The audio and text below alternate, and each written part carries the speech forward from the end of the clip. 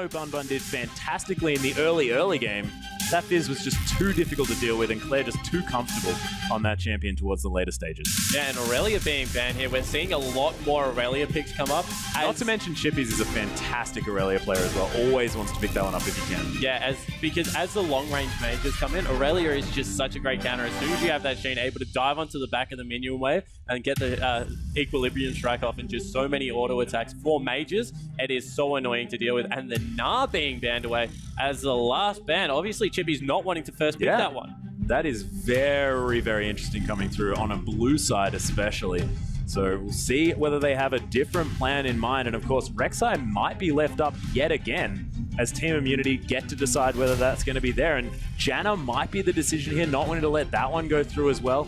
But Morgana not going to be banned out, and Lissandra is going to be what they opt for here, as Chippy's not going to be able to play what he played in the last game, and neither is JK Smithy. So we're going to see a very different top lane experience. I like this because both junglers have shown that they play Rek'Sai and Lee Sin.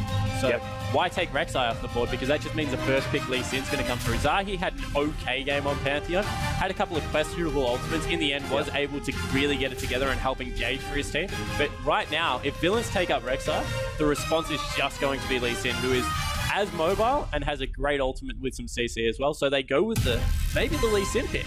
Well, this is what the villains would love to do, because Dolph's is an incredible Lee Sin player. They are going to lock that one in, so Dolph's going to have his optimal pick here in the jungle, but it is going to give 2 power picks away to Team Immunity, and T-Gun, he's going to get that Janna yet again, and Zed is not going to get in the hands of Bun Bun another time round, and Claire going to have the assassin to end all assassins. Yeah, I think this is so dangerous to villains now. They've picked up the Lee Sin. We said that was a high priority pick, but with Rek'Sai and Lee Sin up, I don't think it was first pick worthy. Now they've got the Janna to offer as much disengage as they want, and Claire is just going to be able to split push 4 days on Zed, and we've seen how good he is on assassins already. This is trouble town. This is going to be terrifying, and I think the first really dominant performance that I ever saw Claire put through was on that Zed, and he is an absolute monster when it comes to this champion. But we'll see what he can do. Of course, Civ are going to be picked away from Uber Giants Pro in the hands of Pengu now, and Morgana is going to be picked up for possibly the carrier, maybe Bun Bun, even maybe Chippies. We've been seeing Morganas going all across this map, and Rek'Sai going to be locked in for Zahi. Yeah, Rek'Sai for Zahi, and wow, a Lucian pickup. Not seeing much Lucian lately. He has been hit a little bit with some recent nerfs. Yeah. Still a very mobile, competent laner, but just takes a little bit longer to scale up now. Isn't as safe as he was, and with a Morgana as well as a possible Syndra coming out, we'll have to be extremely careful in these this mid game. Yeah, and we've been seeing in the OGN recently, which is where a lot of our Oceanic players get a lot of their influence, they've been still picking up this Lucian, and Uber Giants Pro loved playing that champion all throughout the last season. So see whether this is just a comfort pick for him and see what he can do on it. But we do have Pengu switching around here just a little bit, and Mundo's actually going to be locked in here for the top lane, and Orianna for Bun Bun, and this is Bun Bun's comfort champion. Loves the Ziggs, used to a long time ago, but Orianna still very, very strong and still has a lot of that control in that mid lane. We'll see whether that is what he can really bring to the table against Claire and the Zed. Yeah, and they're gone with Mundo for their last pick, who I don't know whether they have enough hard engage now. I would have liked to see the Maokai be pick up. I actually think that Mundo, until he gets to about 4 items, it's just bad Maokai. Once he gets past 4 items, he's a fantastic champion in his own right. Yeah. Can get nearly unkillable. However, up until that point, doesn't offer as much CC. And with the Morgana, they would have been able to engage onto this Janna comp. Absolutely no problem if they had Maokai. Able to pick up that Righteous Fury, pop that, get the Black Shield, and slow down the whole team. It's amazing to watch. Going to have a much more difficult time for Mundo to get in there than a Maokai would have. So now they're really relying on Dolphs to take the Orianna ball into the middle of the team, get a great shockwave, and then kick someone like a Claire, like an Uber Bro, back out into the team to get that pick going. Yeah, one thing that I really, really like about the Mundo pickup is the fact that you have a Sivir there as well. And On the Hunt plus Mundo means he can get in range for these cleavers, has so much chase potential with the cleavers, plus the extra movement speed, plus all of his abilities speeding him up as well. So See whether that's going to be enough, and he can maybe just run that ball right in the middle of the team. Normally, I would agree with you, but take a look at the immunity lineup. There is gap closers on every single carry and a Janna. There is no way that Mundo is going to get anywhere near a backline with an Orianna ball unless it is the best flank I've ever seen. It could so happen. Of course, Chippies did manage to do some pretty decent ults in that last game as Lissandra. We'll see whether he can make the same impact this game on this Mundo, but it's going to be a very different laning experience up there in that top lane. And what do you think in a 1v1 situation as far as this Mundo versus Maokai matchup goes? I could imagine it would be just smacking each other every now and again. Otherwise, let's hit some creeps. Yeah. At the start of the game, Maokai brings a lot of CC, so you can gank the Mundo before that level 6, where he does start to regen. Of course, with the Rek'Sai coming through for Zahi, a lot of early game damage actually comes out of Rek'Sai, so they maybe have a window between level 3 and level 7 where they can get on top of this Mundo. However, without any Ignite coming through from both of those champions, until they can get Claire up into the top lane, Mundo versus Maokai is just going to be the biggest wet noodle fight after level 5. Yeah, that could definitely come out. One thing that I very, very, very much enjoy is the fact that Bun on this Orianna has opted to go with that exhaust in the mid lane. Really, really great against these burst damage assassins, especially Zed. Make sure he does the least damage possible during that death mark. Really limit that ability to pop the Orianna. Yeah, and with Lee Sin, who relies so much on that skill shot from the Resignating Strike to come out, just great to be able to have that dissonance as well as the exhaust to really slow Claire down and allow the counter gank to come through. There is very little kill pressure 1v1 for Orianna or Zed in this matchup unless there's a serious outplay, just because of how safe Orianna is and how far back she can farm. And then Zed can just throw out shurikens, of course, is an energy-based champion, pushes the lane reasonably well.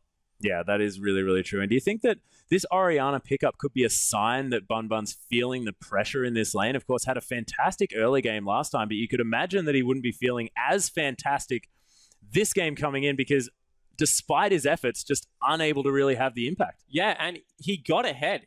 Yeah. I think that's what he was like. I think now he feels like, okay, I need to get ahead and I need to help my team. Because if I can help my team and really set up some ganks as well as a great shockwave in there, then I can be what we need to really survive through some of the assassins. Yeah, that's really, really true. And has that command protect to make sure that Pengu can really be that dominant force in this game. And with the Black Shield as well, I mean, they can really stack him up, give him all the shields that he needs so that he can really perform for his team. But we are on to the Rift, ladies and gentlemen, now with the villains picking up the blue side and Team Immunity, our victors from Game 1, picking up our red side. And of course, these are best of 3, so Team Immunity, if they pick this one up, are going to be going into the next round. Of course, you need to win a couple of games before you're guaranteed a spot in the Oceanic Pro League. Team Immunity looking to get their first one now, and Villains looking to try and fight back and take this to a Game 3. Yeah, certainly, and it looks like Immunity are stacking up, trying to get a little bit of an invade into the bottom lane, but meanwhile, JK Smith is getting caught out. He's got caught. He's forced to use that flash. He's very, very low. There's going to be the Cleaver to slow him down as well. Couple of wards coming in just to make sure the Villains can really gather this one. The Cleaver's coming down. First blood just going to be donated over to Pengu on this Sivir. He can back right away and pick up an extra item if he likes to, or they can continue moving around this jungle. Dolphs is going to back. And that's great for Villains early. Getting a kill onto Pengu, who had a rough lane last game, is going to give him a little bit more confidence, get his mindset right. And that's nearly inexcusable from JK Smithy. You're a Maokai. You have the saplings to be able to scout for that early invade. Yeah. How did he get caught out in that brush there? And once you get caught by a Mundo level 1, those cleavers are relentless. You do not go anywhere, even with a flash, unless you can get over a wall. Not to mention the fact that the carrier did have that Dark Binding probably coming off cooldown again very, very soon. His Villains lineup very sticky. So if they do catch you out, you are probably not going anywhere despite the fact that you have flash. And ooh, there's going to be a nice ward over that wall coming through from the carrier. So they're going to know that this steal's coming through. Zahi doing a lot of damage, especially with that shield coming through from Seagun. And successfully steal away this red buff as well. He's going to start his blue. We'll see whether he does head over to the immunity side to try and pick up that red over there. But it does have a ward on it. JK Smithy did manage to get that one down. And even though the counter jungling was initiated from immunity here, I still think they lose out because Dolph was able to pick up a camp before he had to take the buff, whereas Zahi went straight to buff, so he doesn't have that stun, he doesn't have that extra damage that comes out from Grom. And because of the lane swap situation, they're both going to have 2 buff starts because they've got stronger opposite sides of the map. Claire looking to scout this one out. He'll have a rough time, and now there is a ward on there for Immunity. But even though Immunity, as I said, initiated the invade, they come out a little bit further behind. Yeah, especially considering the fact that the villains now have 4 members here on the top side of the map. There was nothing that Claire could do. Really couldn't risk entering that jungle because he could get collapsed upon by 4 members of the villains. So successful vertical jungling coming through from the villains here. They are going to be able to take these raptors away as well. So the buddy system operating very, very nicely here. Is Bunbun putting a bit of pressure onto Claire here. As you can see him advancing forward on that minimap. And this looks like to be the response to the Maokai versus Mundo matchup. We mentioned that Maokai may have the advantage very early. Yeah. Then it just becomes a very heavy farm lane, which Maokai... wow, as the early Dragon comes out as well. This is more difficult as the attack speed was slowed on Dragon. It does a lot more damage if it is scouted out, but it looks like it is safe for Immunity here. Yeah, Immunity do, of course, have that Scuttle Crab as well. So able to utilize that one. You can see this Dragon is going to fall down. So Zahi going to smite that one away. There it is. It's going to be first Dragon snuck out here by Immunity, just knowing that there are a few too many members top lane on the side of the villains. Yeah, and that, I guess, nullifies the first blood gold, because the extra stats that come through for your team there is, of course, an extra item on that Zither in the longsword.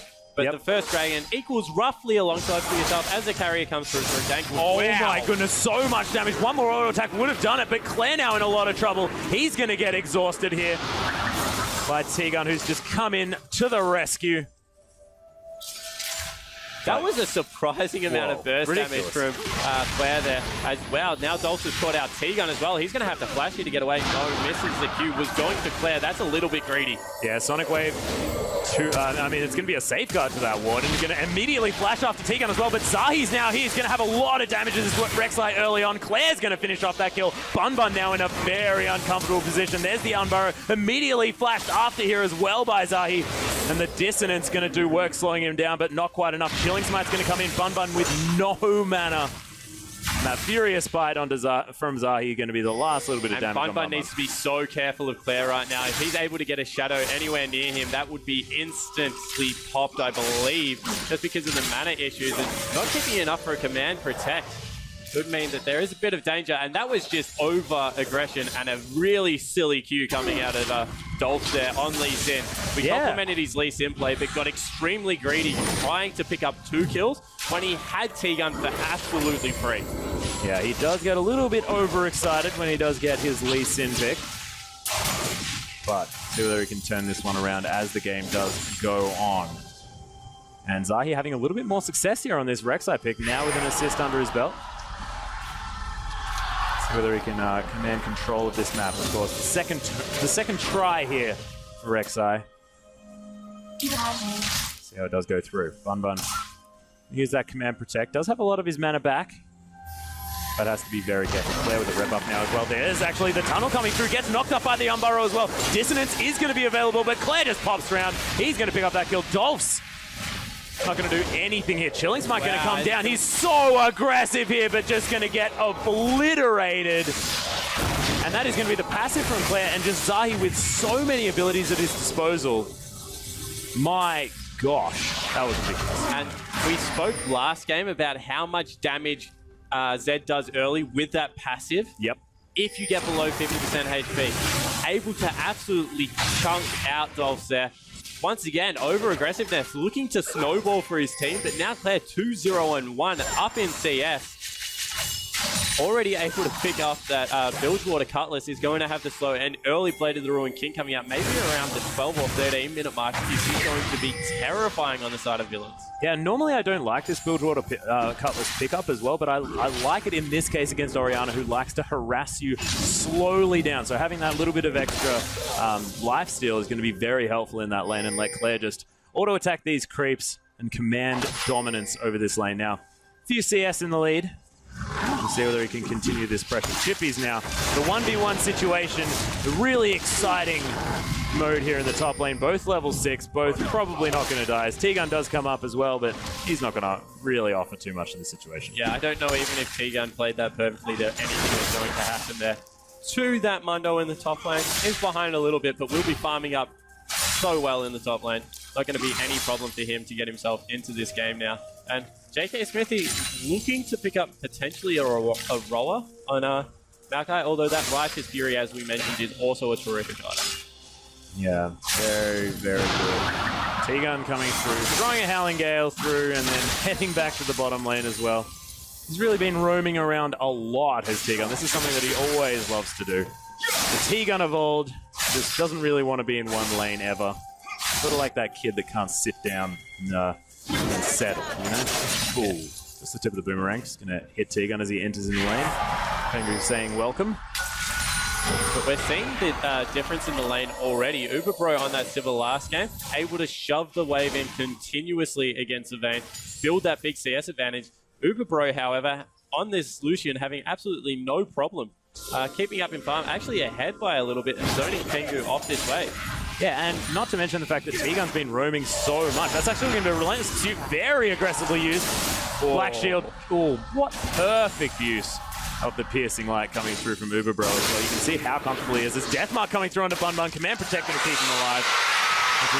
The Void Rush coming down from Rek'Sai as well. That's such a terrifying ultimate. But so sort of like he just went to the Raptors. It's like, oh my god, the Raptors, yeah. It can be high impact. You understand why it does that? But it's just been a little bit not so climactic in these games. As we see Uberbro putting down a lot of damage on this bottom lane now. The repetitive shields coming out just so we can push out this wave, get it into turret. Sivir may miss out on a lot of CS here, although looks like we'll be there in time. And the flank coming in from Lee Sin. They actually need to be careful. Yeah, the carrier coming around. Actually, there's on the hunt being popped. Dolph's wanting to make something happen here. They've got the teleport coming through as well. Now going to find Uber Giants, bro. He's got his flash available, so he's just going to use that to get back under the turret. 4 members now actually taking a lot of damage here. Is Bun Bun. He's going to be able to actually trade for that kill. The tower helping him out. So that's a 1-for-1 there in the mid lane. And an unsuccessful gank there in the bottom lane. But Villains now with control of this map. They need to be so careful here. Still full health on the side of Claire, and there is a couple of very low HP. People, even though Dolphs has some HP there, is extremely squishy at this point in the game. Looks like they will be going for the Dragon, but the teleport is coming through on Uberbro's. Oh, and there's the Dark Binding landing on Uberbro. He's not going to be in this world for too much longer. He's going to be able to secure Dolphs, and that's going to be Claire coming in as well, actually taking down Chippies, the tanky Mundo. The carrier very low on health as well, and they are forced off that dragon. Immunity just able to regather themselves far too quickly for the Villains to handle. Yeah, and Villains are going to have nightmares of Claire. This guy is absolutely tearing them apart. 4-0-1, up 14 CS on an Orianna as a melee champion like Zed. Second dragon of the game now picked up, and they've got a 2,000 of gold lead at 10 minutes in. This is very, very frightening here. And if you factor in the extra dragons as well, that's so much more of a lead as far as these stats are concerned for Team Immunity. And Dolphs, even though he got his favorite champion, just not doing much. There's a flash into the Unbarrow as well. So much damage. Command Protect might be enough here. Has actually popped that potion as well as the extra shield from the safeguard. So Dolphs is going to be fine, but he's going to, yeah, like you were talking about nightmares. I mean, I think Zahi's probably going to be enough here as well. So it looks like Immunity now just going back to their lane, happy to farm up. They understand that they're winning this game so far with the double buffs on Zed. Going to be extremely difficult for Bun Buns to be able to even equalize this lane. And the bottom turret, that's going to be balling now as well. Just objective after objective in favor of Immunity. And look at them, they want to deny everything they can out of this Villains team. Yeah, and I'm so impressed by Uberbro being able to stay up in CS. Actually, he's ahead by 20 now since Pengu had to go back a little bit earlier on as that dragon was going down. But T-Gun's been all over this map. Uberbro's been forced just to hang out by himself. But look at the effect that he's had as Zahi's coming through for a gank in this top lane. The sadism has been popped by Chippies. We'll see there's going to be enough regen. Forces the flash out there as well. Dolph's coming in, but he is very, very low. The Unbarrow going to come through. Chippy's going to be the first to die, and immediately afterwards, Dolph falling down as well. And look at these guys. Team Immunity is with so much power. Deathmark going to come down onto Bun Bun. The Command Protect already being used. The Flash being utilized. Oh, actually, no, that was just his ultimate yet again. Out of that Shockwave, and Claire, so much mastery of this champion. Yeah, and this is why I did not think Claire would get an assassin. Yeah. Because 5-0 on 1 now, up even further, going to take out that turret as well. Uberbro going aggressive. Probably won't get anything here, though. Yeah, the tower not on very high health. And the villains are going to be forced out of this bottom lane as well, so it's going to be T-Gun. Look at the coordination here. All three turrets are going to fall within 30 seconds of each other. Yeah, this is the coordinated play. It's called the triple turret smash or something like that, I believe. And they all just command that one through. I think it's like, you know how they have plays in football? Sort of the play that they're going for here. Work with me here, Spawn. Help me out. Yeah, I'm not touching that one whatsoever. As we see Uberbro pushing out the lane.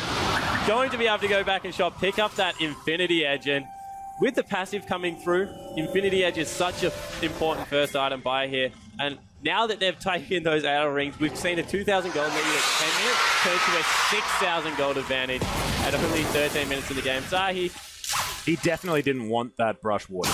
He was pretty mad about that happening. Just going to void rush his way over there and clear that one out. Not going to be able to get rid of that ball, but Bun Bun is going to pick that one back up as well because he doesn't want to be too close to the red play. He's really, really scared. Yeah, and at this point of the game, you have to look at what the villains can do to stall this one out. They've got a Monday. If they get to the late game, he will become extremely tanky, as we've spoken about. Orianna, the perfect support mid laner. But I just don't see how they can stall against a team that has such a good split pusher like Zed that is up 5-0 on 1. He can dive anyone on the team at this point and will have absolutely no problem at all.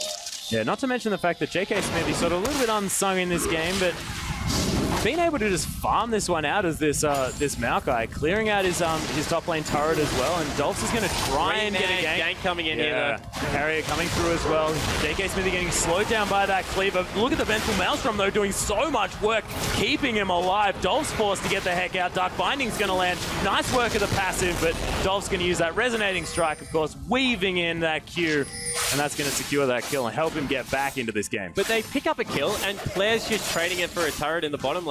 Tengu cannot go anywhere near him because that's just going to happen. Yeah. See whether this is going to be enough, but as you can see, just going to get snapped by that Deathmark. He's going to get back to his ultimate shadow there as well. So Claire unable to be split pushed against. Yeah, and that's exactly the point. Yeah, they pick up a kill, but what else did they get from it? Absolutely nothing. Maybe some farm into Orianna in the mid lane, but meanwhile, Claire relentless in this bottom lane, forcing so much CS into the turret. And the damage is already done. That's already below half health as well. The carrier goes in. Yeah, there's a flash. Soul Shackle's coming through. He's going to be able to get the stun here as well. And there's going to be the Resonating Strike. The shutdown coming through. Nicely executed, just knowing exactly what was on cooldown here on the side of Claire. There's the flash into the Shockwave. Immunity seems to be falling apart just a little bit, but they are going to be able to take down his inner turret as Chippy's in a lot of trouble. Uberbro going to sidestep that one. Exhaust going to come through onto him as well. He's just going to get slowed down by that one. There's the crit, and there's going to be the piercing light after the flash.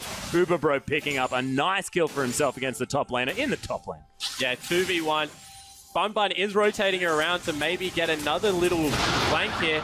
Nice followed by the Lee Sin. So this is a good 2v2.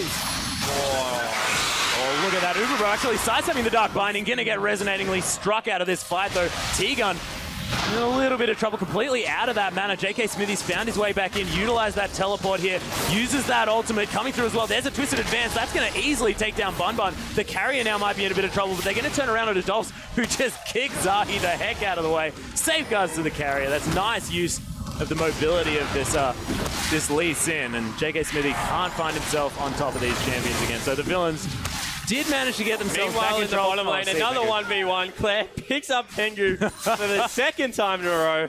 Tengu just stopped going anywhere near Claire. I don't think he wanted to, man. I don't think he wanted to. That was not on purpose. Zahi now just going to fly away from this Zahi very, very quickly. Okay, so villains really need to slow this game now. They've tried to speed it up and trade kills to get themselves back in the game, but this is deteriorating very rapidly. As long as Immunity don't lose sight of what the objectives are, as Dolphs actually gets shut down there, they are in complete control of the game. Villains need to understand exactly where they're at. They've got some late game carries. They just need to stop fighting and put the game on ice for 15 minutes. Try and contest the Dragon and just pick up one. Yeah. And then take the game from there. Speeding the game up is just playing exactly into Immunity's hands. Darkbinding is going to catch Claire there as well. And going to use his shadow aggressively in this circumstance. So, of course, Claire never going to be one to opt for the passive route. And the whole team actually collapsing on this turret as well. So that's the second outer turret of the game. Look at how aggressive Uberbro is. He has eaten his Weepix this morning, or someone got mad at him. I think he's had an argument with his sister. Ultimate comes out for the villains, though. They're looking to be engaged. He doesn't actually have a sister, got a lot of brothers, but we do have the fight coming through. On the Hunt's going to be used, but the villain's just deciding to get the heck out of here as the Smithy comes through, and Dolph's now in a lot of trouble. He was way too far up. Nice two-man shockwave, but it's not going to net any kills because this Orianna just doesn't have enough gold as Uberbro sidestepping another Dark Binding. Okay, so they need to understand what is still available on Immunity side. Claire has not used his ultimate. They're dancing in and out of the fight. T-Gun's ultimate's going to be up relatively soon, meaning they can just ult to reset with the heal if they would like. But this is the problem with Villain. We spoke about it in the Champions Select. How do they actually get onto the team? They pick up their first turret of the game in that top lane thanks to a nice MVP minions. Yeah. But once the Lee Sin uses his gap closer, if they don't get in, if a nice Howling Gale comes through, if the ultimate from Janna locks that one out, there's absolutely no way to get on the backline of Immunity. Not to mention the fact that JK Smithy has just so much more zoning potential and just disruption on the backline here of the villains. We just saw the fact that he activates that ultimate and he just can't be killed.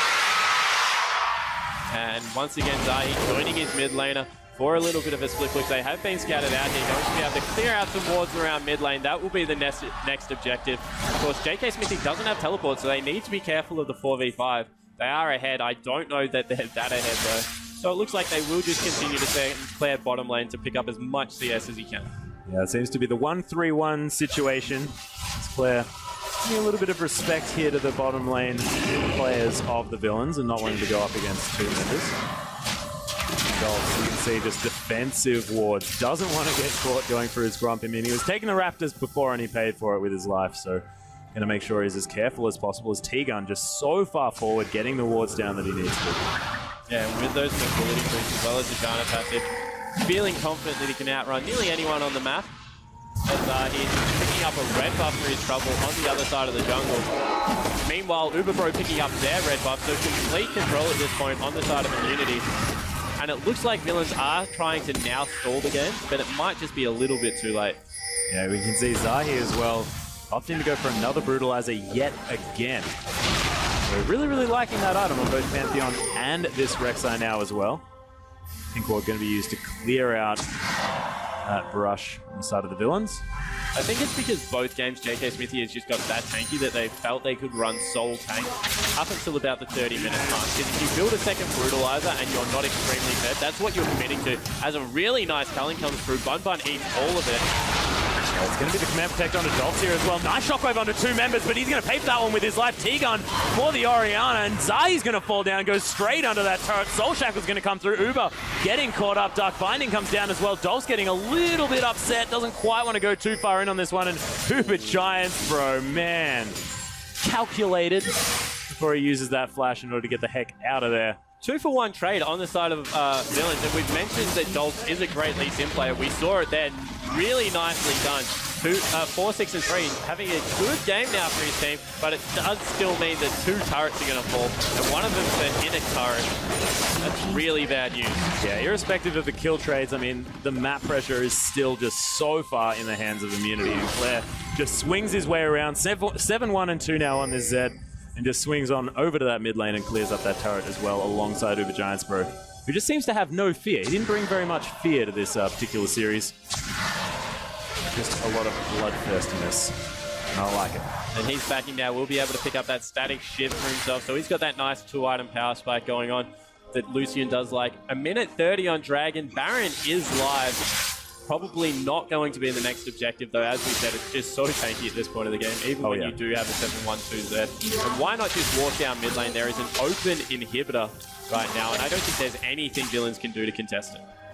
Yeah, even though Orianna, a fantastic team-fighting champion, just doesn't really have all that much to offer in these fights just because they're so far behind. 60 CS now against Claire. Darkbinding going to come through the carrier, trying to make something happen, but you're just going to sidestep that one. And Zahi, he's got his eyes on the prize, using that burrow for a little bit of extra movement speed. Let's try and get in here and get some pot shots on this inhibitor. Have to respect the Darkbinding, because there is a bit of burst damage coming through from the villains.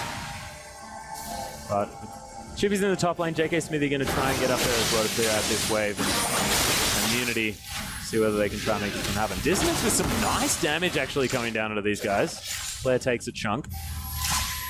But it's the standoff. Yeah, meanwhile, in the top lane, it looks like Mundo has had to burn his ultimate against JK Smithy because he is winning the 1v1. Don't think much is going to happen now that it is getting to this point. Chippy just scrolls away. Looks like he is going for a little bit of a flank here, but rest of Immunity walking up to meet him as well. Chippy's in a lot of trouble. Yeah, it's going to be Zahi finding him first. There's the unburrow for the knock-up. It's going to be immediate flash afterwards as well. Zahi loves doing that one. See whether he can find Chippy's unburrowed. Oh, there he is. There he is. Found him. Yeah, manages to pick that one up as well. So in the end, they kill the tankiest member in Mundo. Zahi using that ultimate just to get across to the other side of the map. They will pick up another dragon for themselves. I believe that is number 3 for the game. Yeah, that's actually number 4 coming through. Wow, for it's Team 23 Immunity. minutes. Of course, they did pick up that extremely early dragon. Yep, and then kept them coming on cooldown. So one dragon away from that ever important 5th dragon. Oh my goodness, the shockwave's going to catch Uber Giants Pro though. It did so much damage, but it's not going to be quite enough. JK Smithy, look at the twisted advance coming in. He's just going to explode Bun Bun. 1-for-1 trade now. The AD carry is gone on the side of Immunity, but that's okay because Claire's here, and he's another AD carry for these guys, even though he might be a little bit more melee than Uber Giants Bro.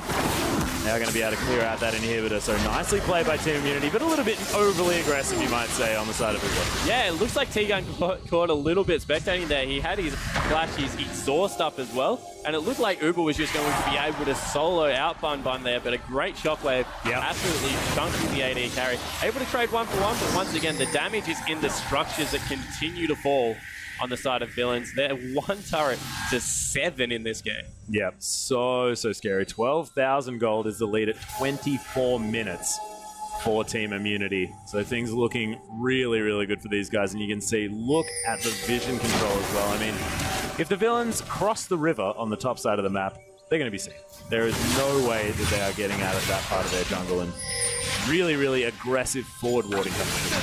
Yeah, and so now Immunity, all they need to do to close this one out is concentrate Claire in that bottom lane, try and take out that turret, because once again, no one can really split up against him. As well, Zahi literally engaged a little bit ahead of his team though. Yeah, this is a problem that you can have on the Rex side because you're so mobile that you tend to get places before others, and you're just not quite as tanky as you'd otherwise like here at this stage. Only has that Spectre's Cow for a little bit of extra health, plus those Merc Treads for some magic resist.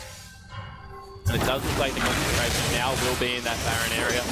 Looks like Villains has surrendered complete control of it. They've retreated back to their base, and this will be absolutely free on the side of Immunity. As long as Claire doesn't get caught out, they will get hit for nothing. Yeah, you can see JK Smithy just happy to tank this one up almost perpetually, as this Maokai just so incredibly tanky and gets taken down so quickly as well. Yeah, so the improved recall coming through might have been better to send a couple more members back because, of course, you don't have that regen from Baron now. Yep. Old habits do die hard, so they do send their members back, able to pick up a Youmuu's Ghostblade and a Brutalizer on Lucian. He might be looking to pick up a Youmuu's for himself. Yeah, maybe. Or a Black Cleaver?